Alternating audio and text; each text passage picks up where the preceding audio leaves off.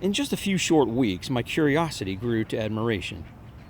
I was spending every weekend morning and some evenings during the week recording their every move. The Easts were settled in and waiting. The chicks in the West nest were waiting to be fed, all the time, and I was sitting on the ground and waiting to capture as much of it as I could. The West chicks seemed to be on a twice-daily feeding schedule, and they were vocal about their hunger as soon as the sun began to rise. Clasping the adult heron's beak with theirs and pulling it downward seemed to be the best way to make the food come out. But sometimes it was just harassment, and the heron would leave the nest for some peace and quiet.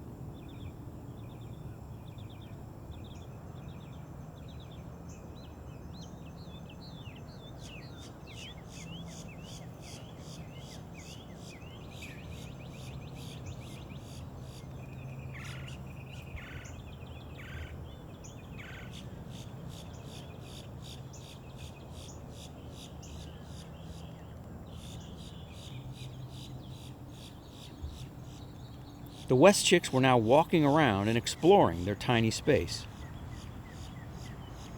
It was absolutely amazing how fast they were growing.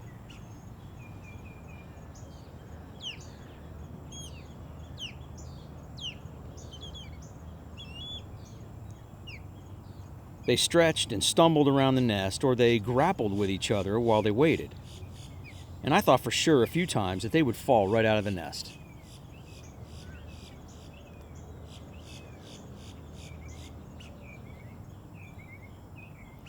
As I said before, I really had to be watching everything around me. I saw one of the adult herons land on the opposite bank. One of the chicks saw it too, and so I swung my camera down to catch this. Wouldn't this be a much better shot without this big pink plastic thing? Or this? Or these? Yeah, that's what I thought too.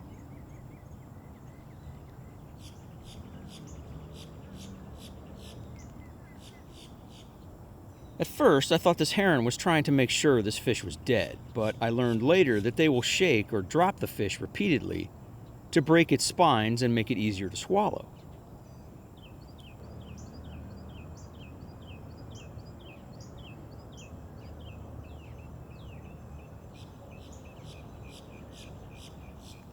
The chicks in the nest knew something was up. I could hear them. And so I pivoted my camera back up to the nest just in time to see the newly speared fish being delivered.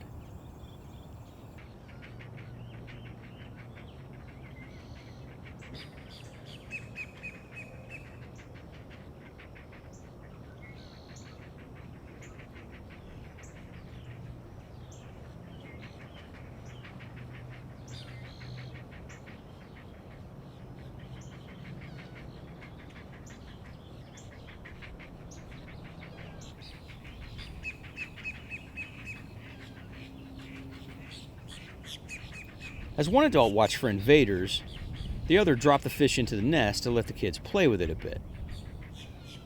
They're not ready to eat a fish this big by themselves, but it didn't stop them from trying to swallow it whole anyway. I learned later that there have been cases of herons choking to death on fish that were too big for them to swallow.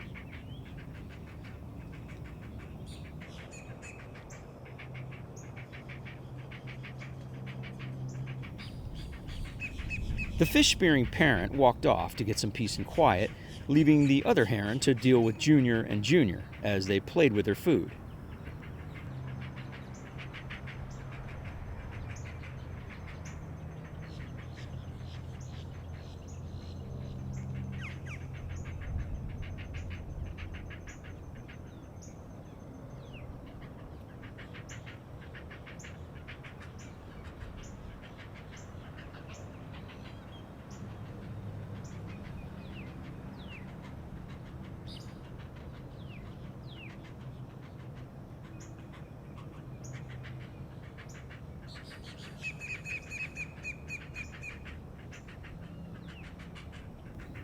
Looks like playtime is over, kids.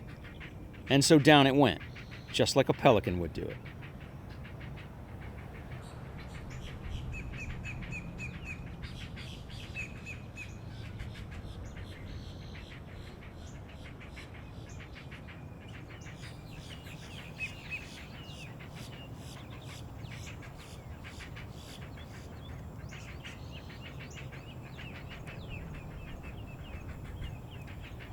As the other heron stood guard nearby and even snapped at a passing dog walker below, the kids were waiting for breakfast to come back out of the giant food processor.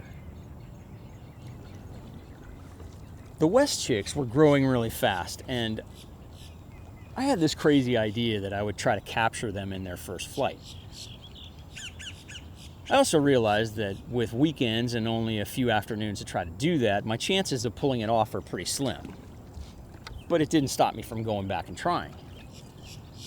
And as April flew by, I did capture more feedings, and I also caught them doing something I didn't expect to see in a place I didn't expect to see it. And I'll show you that in the next episode.